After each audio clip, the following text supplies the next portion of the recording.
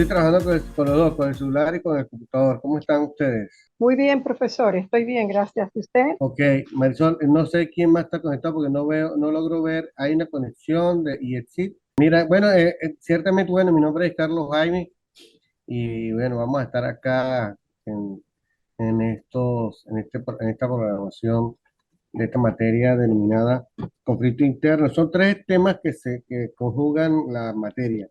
Conflicto interno, lo que es terrorismo y lo que es los derechos humanos. Son tres elementos fundamentales y que tenemos que manejarlos de la manera más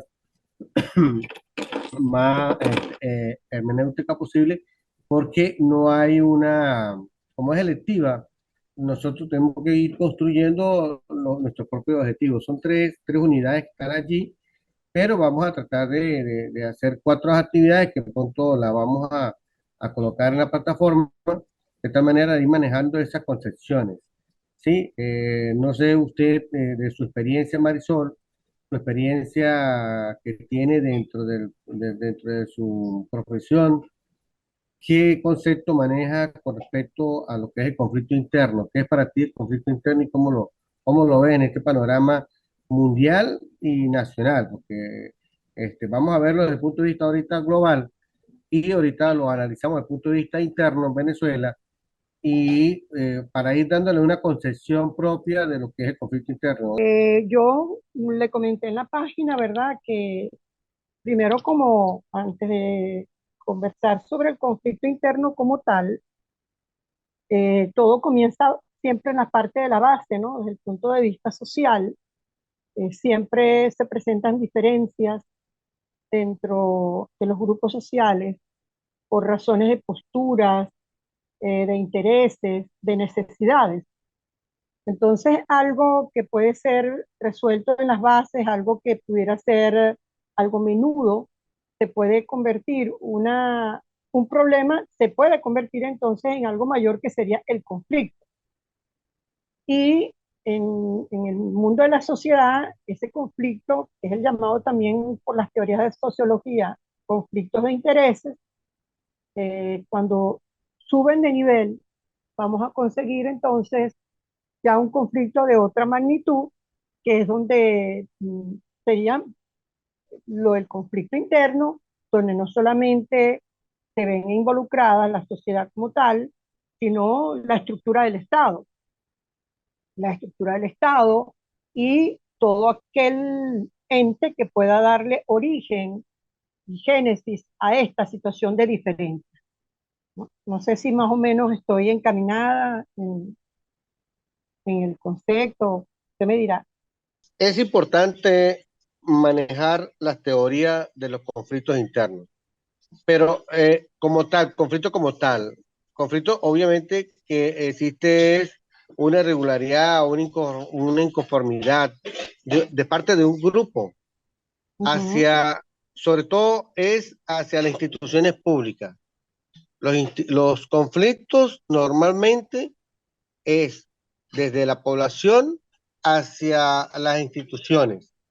Normalmente eso suele suceder de las instituciones del poder público, porque obviamente tú no vas a conseguir, es rara vez que tú vas a conseguir un conflicto en instituciones privadas, pero siempre es una población o un grupo de personas inconformes, bien sea de la misma institución de poder público contra su mismo institución de poder público, o desde el punto de vista del grupo de la población, de la sociedad, inconforme en contra de las políticas, estrategias o de un plan que maneja o de la misma gestión del poder público.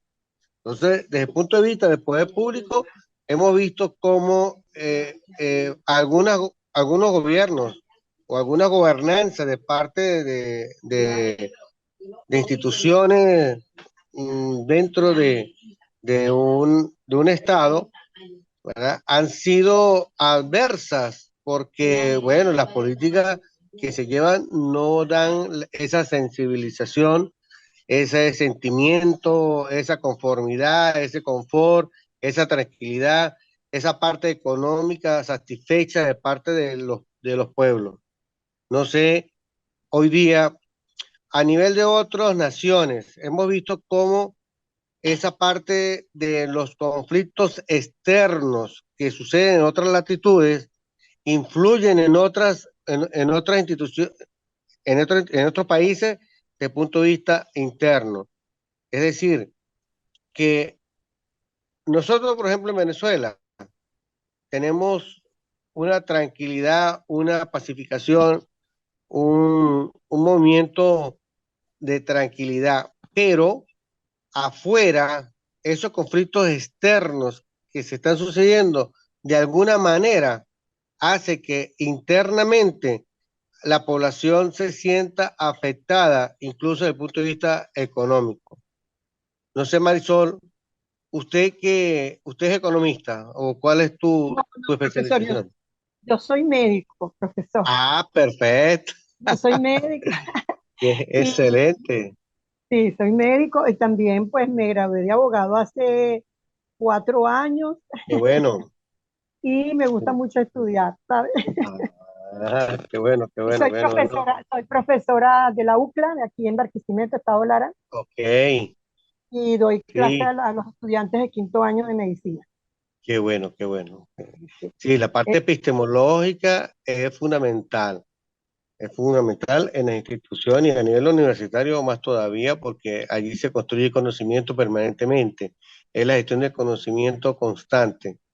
Pero así ciertamente, hablando de conflicto interno, por ejemplo, nosotros, Venezuela, el, el país, el mantenimiento del orden interno desde el punto de vista constitucional le corresponde al Ejecutivo Nacional a través de la Fuerza Armada asignada a la Guardia Nacional.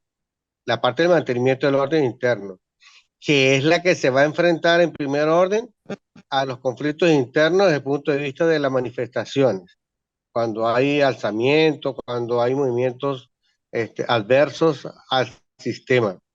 Ahora bien, un conflicto interno no solamente es agarrar piedra y agarrar y enfrentarse a las instituciones, no, es que el conflicto interno tiene muchas aristas, punto de vista político, económico, social, cultural, hasta religioso. Hay países donde hay conflictos internos desde el punto de vista de las religiones porque como la religión es libre, es de libre pensamiento, entonces hay países donde son radicalistas en cuanto a la dogma, a la parte dogmática, y bueno, para usted contar la cantidad de problemas que se presentan.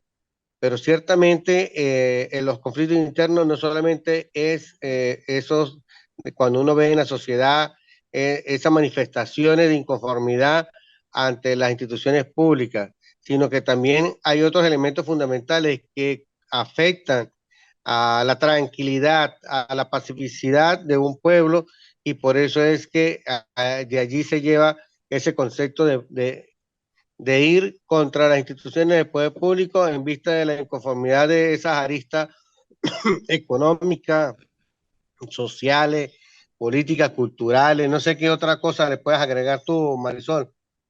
sí, bueno, incluso la salud también, porque La recuerde que salud, cuando se hacen estos reclamos que muchas veces son en como un perfil de violencia, porque no están bien conducidos y canalizados, eh, pueden sumarse como causas de fuerza, porque estamos hablando del derecho a la vida.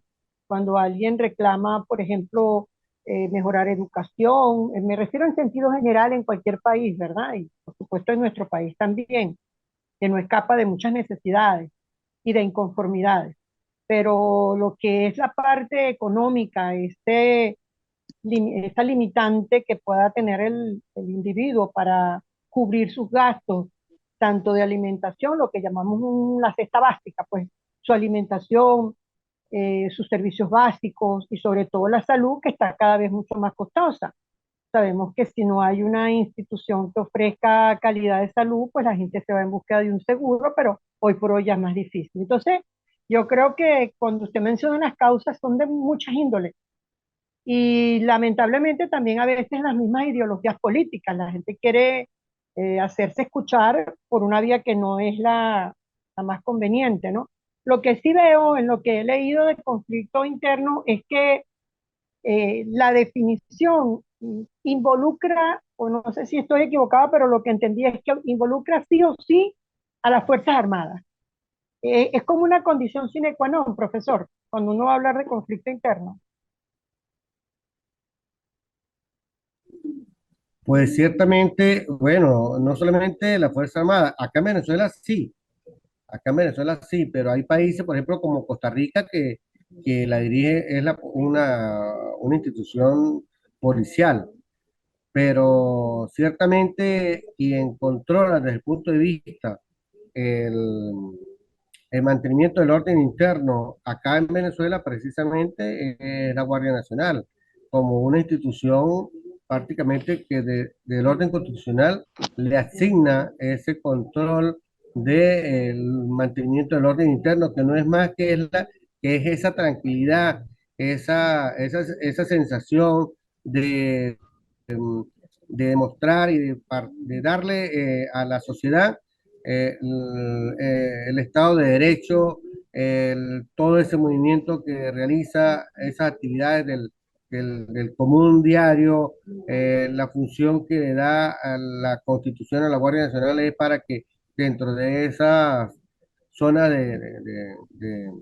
zonas de trabajo que les dan en los comandos de zona o en las mismas redes que ahora se está trabajando, están sujetas a los comandos estratégicos operacionales a los fines de darle esa tranquilidad a la sociedad.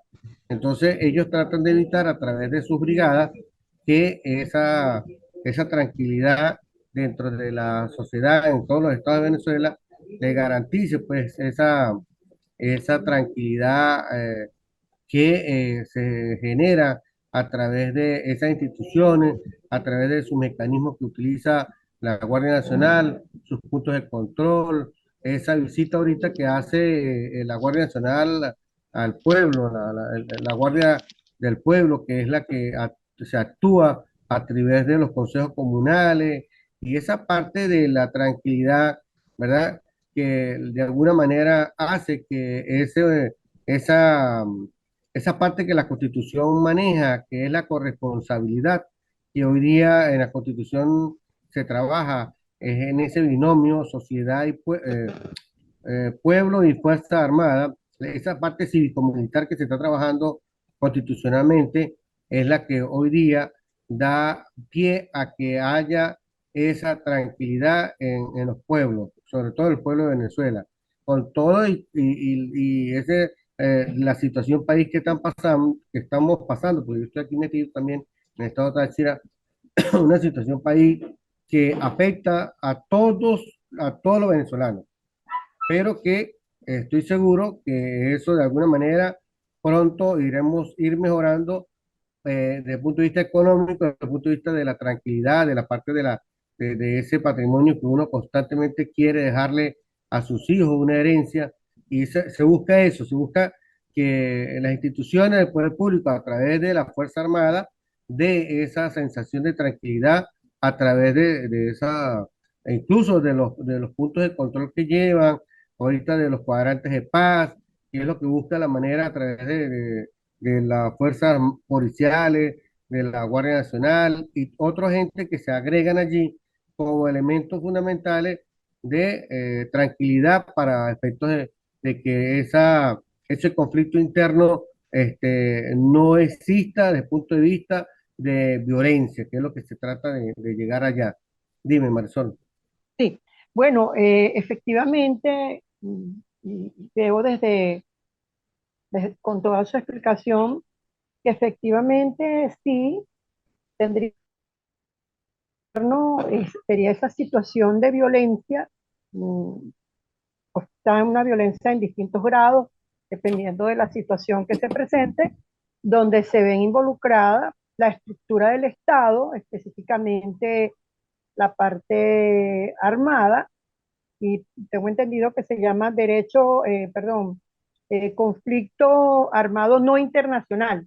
Es decir, cuando hay un conflicto interno es cuando se está presentando dentro de un país, específicamente donde están involucradas la, esa, esa institución armada que va en busca de la protección. Yo no sé si, por ejemplo, cuando hubo la época de las guarimbas, ¿eso para usted le parece que fue una expresión de conflicto interno? Sí, claro, claro, claro, claro, es una inconformidad desde el punto de vista de la paz democrática, porque había ese conflicto interno de parte de la sociedad que estaba inconforme pues con esa paz democrática que existía, porque había una serie de, por eso que habla de la teoría del conflicto de intereses, había unos intereses allí propuestos, incluso hasta políticos, o sea, existía en ese momento, habían intereses políticos que estaban jugándose a la realidad política del país, y no solamente eso, sino a la teoría de la dependencia, porque se estaban manejando muchísimas aristas allí de inconformidad, pero estaban como mal canalizadas, y por eso es que de alguna manera al final de los tiempos, pues fracasó esa posición en parte de querer hacer esos levantamientos sociales en cada uno de los estados, y que a la final al cabo lo que trajo fue problemas, lo que trajo fue desgracia, lo que trajo fue lamentaciones, porque cuántas personas o cuántos familiares, cuántos amigos nos fallecieron producto de estas guarimbas, de estos problemas que hubo, solo y llanamente porque habían unos intereses políticos, ¿verdad? Unos intereses económicos de parte de algunos grupos que, por supuesto, uno desconoce quiénes manejaron esa situación y que, por supuesto, no solamente era esa, esa inconformidad, sino se estaba manejando las teorías del realismo político en ese momento, que estaban adversos a las políticas del Estado. Y por eso es que también no solamente de la inconformidad del pueblo, sino es que también auspiciado por, y desconocemos, ¿no? De repente estoy picando aquí por decir algo, pero estaban influenciados o auspiciados por organismos internacionales que estaban dándole apoyo a algún grupo internamente, pero que a fin y al cabo, pues, no lograron su cometido. Y las instituciones con bases, sentadas con bases, con fundamento, obviamente que tienen la de ganar. Y por supuesto en esta oportunidad, pues obviamente que la Guarimba y los que estaban dirigiendo esta parte de los grupos adversos a esa actividad, que lo que hicieron fue daño a la sociedad y algunas instituciones que fueron afectadas desde el punto de vista de inmuebles, de sus dentro de su estructura, pues lo que hicieron fue, a la final de cabo, traer secuelas. Secuelas donde quemaron instituciones, quemaron edificios, hubo daños materiales, vehículos, motos dañadas, personas afectadas, personas muertas, personas heridas. Y bueno, pare usted contar la lista de consecuencias que trajo este tipo de conflicto, que ciertamente fue un conflicto interno producto de algunos intereses políticos, económicos, incluso hasta sociales, porque cuando hablamos de estos entes, de estos grupos que fueron manejados a través de instituciones, pues al fin y al cabo, ¿qué hicieron? Fíjense que después de la tormenta viene la calma. Después que pasó esas manifestaciones, a la larga, quien quedó afectado fue el pueblo, pero con malas orientaciones, digo, Marisol. Sí, sí, realmente creo que es un ejemplo bastante claro y reciente de un conflicto interno donde, como usted dice, hubo como si hubiese empezado un embrión de algo, ¿verdad? Que comenzó a gestarse y luego cada día que pasaba se iba como desarrollando más, como desembocando en algo mayor, en unas peticiones mayores y posiblemente pues ante la posición del Estado, si había respuesta o no, si lograba satisfacer o no, los petitorios, entonces esto cada vez eran, yo lo vi como múltiples eh, solicitudes y todas llenas de conflictos, o sea, la forma en que se estaba enfocando había mucha violencia, eh, por supuesto, si era un conflicto, era de lado a lado también, o sea, había respuesta de cada lado. Y de alguna manera se logró al final frenar esta situación porque ya sabemos la cantidad de decesos que hubo y sobre todo de una población juvenil.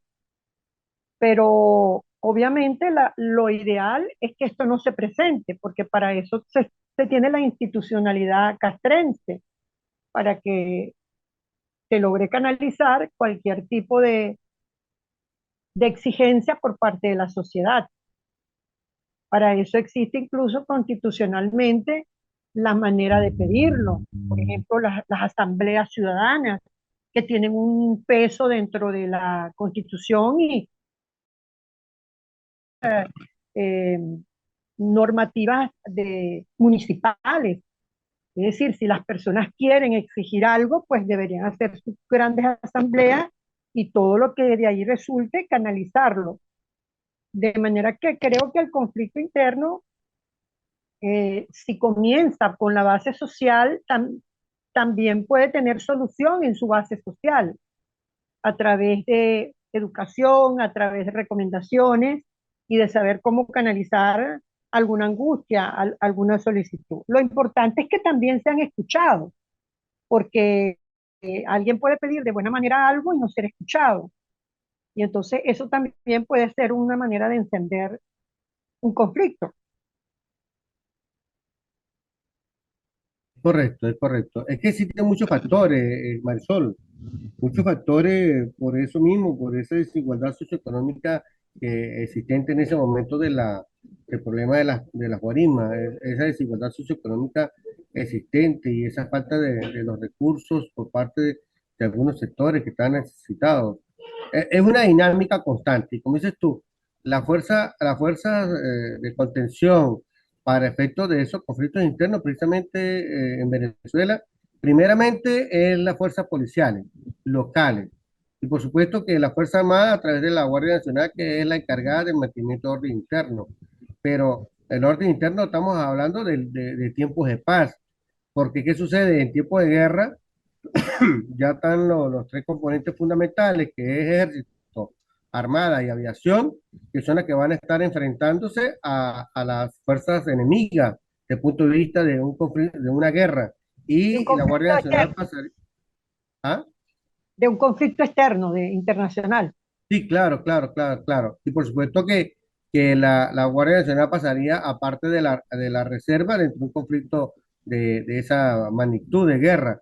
Pero cuando estamos hablando de conflicto interno, en tiempos de paz, por supuesto que acá en Venezuela, la Guardia Nacional en primer orden es la encargada de mantener ese control a través de todas esas instituciones y apoyada por demás de las policías, tanto municipales como regionales como nacionales. Ahorita Venezuela cuenta con esos tres estratos de policía nacional, estatal y municipal. Pero como ciertamente usted comentaba, ahorita la sociedad tiene poder, el pueblo tiene poder, pero el pueblo tiene poder precisamente desde el punto de vista constitucional y de las leyes específicas en los sectores, empezando por los consejos comunales, las comunas y toda la estructura que se mantiene a través de la parte local, ¿verdad? Las instituciones, los pueblos se pueden expresar, como tú decías ahorita, desde el punto de vista de la Asamblea de Ciudadanos, por escrito. Yo pienso que todo orden o todo desorden, diría yo, o toda inconformidad que tenga algún grupo social, un pueblo, debe hacerlo desde el punto de vista de lo más pacífico posible a través de los escritos. Yo pienso que a través de los escritos, obviamente que sería fundamental, porque es que es una cultura que viene manejando de la independencia, esas manifestaciones de parte de los pueblos, de esos grupos adversos a las políticas del Estado, que solamente creen que a través de una manifestación pueden darle solución. No, no, no solamente a través de manifestaciones sociales de los pueblos. Claro, es una forma de poder alertar y poner en alerta al Estado, pero también está la otra fuerza que es la parte escrita. Yo pienso que la literatura, la parte escrita, la parte fundamental, se puede lograr. Yo recuerdo, Marisol, cuando yo era muchacho en el liceo, yo estudiando en el liceo, yo fui delegado por los 5 años de bachillerato y siempre iban los líderes de la universidad, de la UPEL a buscarme. Como yo era el líder del liceo, me iban a buscar para que yo buscara a los muchachos y fuéramos a tirarle piedra a la policía. Pero yo tenía un lema muy bonito porque de paso mi papá fue policía por 25 años. Y entonces mi papá me enseñó que cualquier inconformidad lo hiciera por escrito. Y yo me volví un escritor en ese particular. Y yo creo que parte de la metodología que hoy manejo y la experiencia que tengo hoy es por lo que mi papá me enseñó que todo documento es respetado siempre y cuando se haga de la mejor manera. Un documento bien redactado, con todos los soportes, con toda la evidencia, de alguna manera las instituciones deben responder. Y fíjese que en esta constitución de 1999, mi papá me daba la razón cuando él me decía, o sea, cuando tú le escribas al Estado, a una institución del Estado, el Estado tiene la obligación de darte una respuesta inmediata. Entonces, mi papá estaba en lo cierto, estoy hablando del año 70, que mi papá me enseñó, mira, hijo, haga los escritos, usted que es líder, usted que hace esto, escriba, trate de no participar en las manifestaciones, sino vaya usted mismo a esas instituciones con un documento escrito y pida lo que usted necesita. Y así lo hice. Y en mi liceo, todo lo que yo hice, me lo daban, me lo aprobaban a través de los consejos municipales, porque eso yo le entregaba era al alcalde.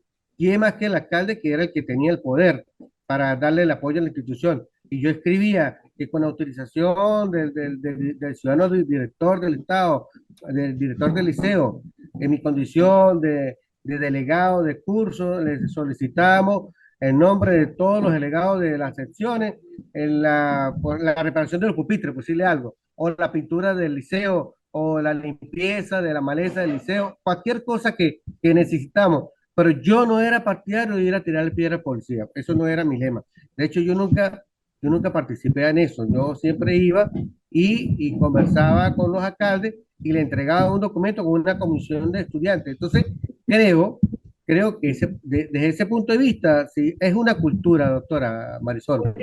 Por eso, profesor, me parece tan interesante lo que estamos hablando, porque así como uno puede plantear el origen de un conflicto interno y la desestabilización que esto conlleva, vemos que no se ha explotado y no se le ha sacado provecho a esa forma de uno diligenciar y buscarle salida a las necesidades. Porque cuando le decía yo a usted sobre los conflictos de intereses,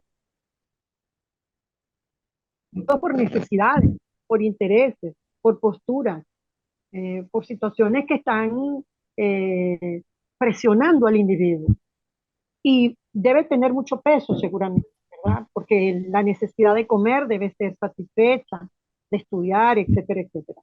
Pero yo noto que eso que usted hacía hace años atrás, que muy bien se lo enseñó su padre, es efectivo y no lo estamos usando. Yo veo que sí, estoy seguro que se utiliza, pero no es como si fuese el primer eslabón, porque de usarse y de acentuarse en cada comunidad ese derecho de escribir, como usted dice, porque de verdad que es fundamental escribir, se podría, independientemente del gobierno de turno, la Constitución lo permite y debería ser usado, porque tiene eficacia, porque cuando se pasa algo por escrito, además del peso, es como un llamado de conciencia que le está dando usted a la autoridad. Cuando usted pedía que se le reparara algo en el liceo, o estaba en su escuela, etcétera. ¿No? Y cuando llegué a la universidad, con más razón. Mira, Marisol, llegó Balmore, Balmore yo no sé cómo se pronuncia, Balmore, ¿cómo estás? Sí, Balmore me escucha, mire, llegó Balmore. Profesor, buenas Balmore, tardes, buenas saludos. tardes. Gracias, Saludos, lo que Balmore. pasa es que le coloqué ley en inglés. Qué bueno, Balbore. Mira, Balbore, estamos hablando de las teorías de los conflictos internos, estamos hablando del conflicto interno en Venezuela, cómo se produce, cómo se lleva, en qué consiste, esa parte de la guarimba, Marisol tocó el tema de los guarimbas, cómo estuvieron allá, cómo lo consideramos, por qué fue que se dieron, cuáles fueron los motivos por los cuales se dieron las guarimbas, cuáles son las razones por las cuales, cuáles son los factores que influyen en un conflicto interno de un país. ¿Qué opinas tú de eso, Valmore? Evidentemente, pues el tema de las primas, como bien sabido, eso es un sabotaje, ¿no? Ha sido un sabotaje, algo orquestado completamente, porque pretendió sabotear la estabilidad del gobierno del Estado venezolano. ¿Ok? Esa es mi opinión respecto a eso.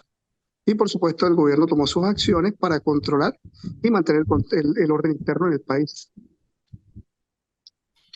Ok, Valmore, mira, esas dos palabras que usaste me gustan mucho, lo orquestado y la estabilidad. Marisol no habíamos tocado la parte de la estabilidad, ¿no? Y lo orquestado, ¿no? Que esa era como que la palabra que más se adaptaba a eso, a esa parte de la guarimba. Bueno, un conflicto interno se lleva a razón también de esa parte orquestada de algunos grupos que están adversos a las políticas de un Estado, bien sea por algunos factores políticos, sociales, económicos o culturales, o incluso, me estaba comentando Marisol también, bueno, la parte de la salud también es fundamental. En algunos países los conflictos internos se dan también por enfrentamiento de grupos religiosos, pero no es el caso de Venezuela.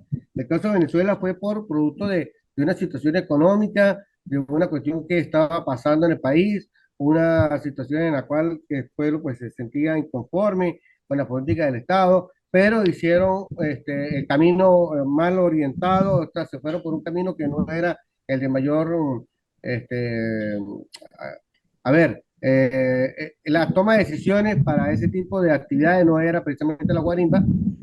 Yo le decía a Marisol que en mi caso yo pienso que la mejor arma que tenemos los venezolanos y que la Constitución del 99 nos ha otorgado es precisamente hacer escritos y no dejar de escribir, porque pienso que en la medida que se hagan los escritos, las instituciones del Estado están en el deber de responder inmediatamente a los solicitantes sobre su tipo de inquietudes, su tipo de necesidades. Y que hoy día el poder, como dice el presidente, el poder está en el pueblo, y ciertamente así lo es.